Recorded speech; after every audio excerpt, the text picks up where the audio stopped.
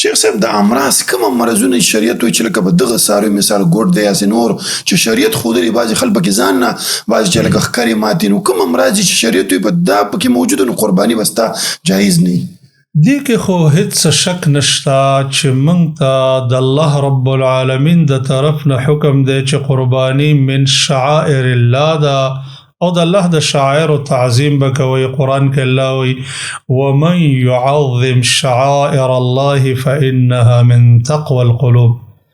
چا چې د الله د شعائر تعظیم وکړو د دې په باره کې د ډېرو مفسرینو قول دا دی چې تعظیمها استثمانها واستحسانها د قربانۍ تعظیم دا دی چې لوی څاروی غټ څاروی سورب څاروی ښکلی څاروی چې د څونه عیبونو نه پاک وي او بالکل د عیب نه پاک وي اعلی څاروی وي ځکه الله ته تقرب په اعلی مال معنی کېږي. لیکن حدیث کې نبی کریم صلی الله علیه وسلم یو څلور عیبونه ذکر کړي دي که دا په قرباني کې وي قرباني پې بالکل نه کېږي.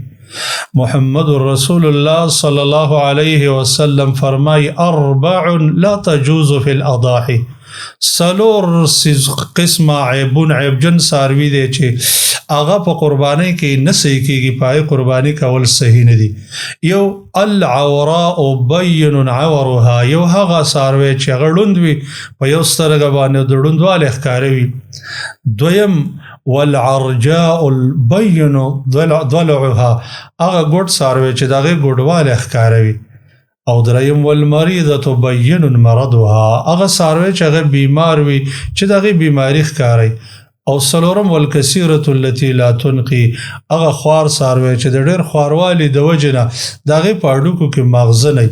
نو څلور غیبونه دلته ذکر شو. یو ړوند څاروی دویم هغه څاروی چې هغه ګوډ وي دریم هغه بیمار وي څلورم هغه چې ډېر خوار وي او په هډوکو کې ماغزه نه. یو بل حدیث چې هغه هم شیخ الباني رحمه الله د سند په لحاظ سره صحیح کړی دی هغه روایت دی د علی بن ابي طالب رضی الله تعالی عنه چې هغه فرمایي امرنا رسول الله صلی الله علیه وسلم ان نستشرف العینین والاذنین.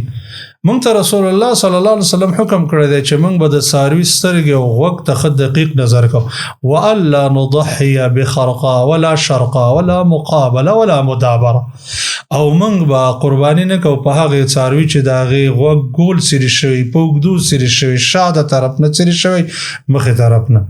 نو د دې روایت نه معلومیږي چې هر عیب چې هغه په غوږ او په سترګه کې وي د دې نه به هم ځان ساتي. نو خلاصه دا شو چې شپږ او عیبونه شو چې دا پکې دې نه بس سړی بالکل ځان ساتي.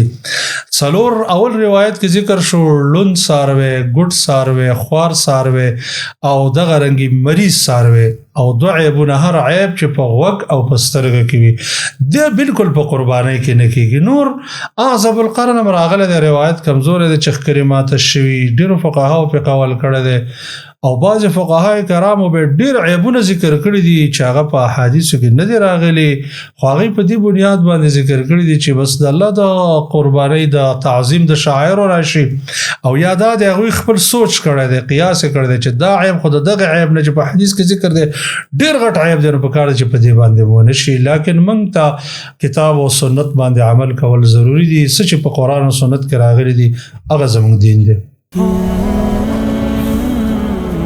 Don't forget to like, share and subscribe. Rana Studio Podcast.